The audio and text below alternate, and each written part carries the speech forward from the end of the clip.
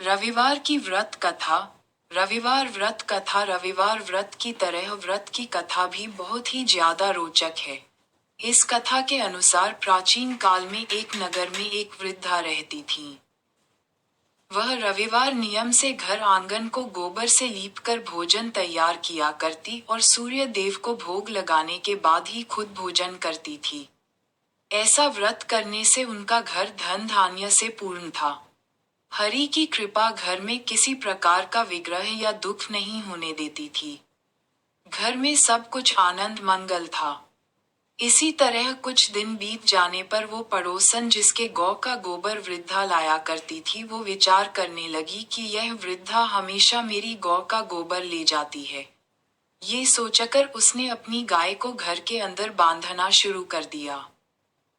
गोबर न मिलने पर वृद्धा रविवार के दिन अपने घर को लीप नहीं पाए, इसलिए ना उन्होंने भोजन बनाया, ना भगवान को भोग लगाया और ना ही खुद भोजन किया। इस प्रकार उन्होंने निराहार व्रत किया। रात हो गई और वह भूखी ही सो गई। रात में भगवान ने उन्हें सपना दिया और भोजन न बनाने और भोग न लगाने का कारण पूछा।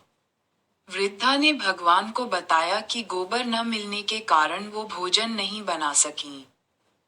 तब भगवान ने कहा कि माता, हम तुमको ऐसी गौ देते हैं जिससे सभी इच्छाएं पूरी होती हैं।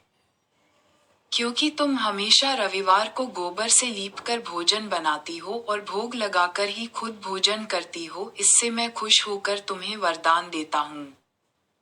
सपने में भगवान का यह वरदान पाकर जब वृद्धा की आंख खुली तो देखा कि आंगन में एक अति सुंदर गौ और बछड़ा बंधे हुए हैं। गाय और बछड़े को देखकर वह खुश हो जाती हैं और घर के बाहर बांध देती है और खाने को चारा डाल देती हैं। जब पड़ोसन ने वृद्धा के घर के बाहर अति सुंदर गौ और बछड़े को देखा तो द्वेष भावना से प्रेरित होकर उसका हृदय जल उठा, और जब उसने देखा कि गाय ने सोने का गोबर दिया है तो वो गाय का सोने का गोबर ले गई और अपनी गाय के गोबर को उसकी जगह रख दिया। रोजाना वह ऐसा करती रही और सीधी सादी वृद्धा को कानों कान इसकी खबर तक नहीं होने दी। तब सर्वव्यापी ईश्वर ने सोचा कि चालाक पड़ोसन की वजह से वृद्धा ठगी जा रही है, तो उन्होंने शाम के समय अपनी माया से बड़े जोर की आंधी ला दी। आंधी के भय से वृद्धा ने अपनी गाय को अंदर बांध दिया। सुबह जब गाय ने गोबर दिया तो वृद्ध आश्चर्यचकित रह गए और फिर वो रोजाना अपनी गौ को घर के अंदर ही बांधने लगी। उधर पड़ोसन ने देखा कि गौ घर के अंदर बंधने लगी है तो उसका सोने का गोबर उठाने की चाल कामयाब नहीं हो पा रही है, तो कुछ उपाय न देख पड़ोसन ने राजा की सभा में जाकर सारी बात बता दी। उसने राजा से कहा कि मेरे पड़ोस में एक वृद्धा के पास ऐसी गाय है जो आप जैसे राजाओं के ही योग्य है।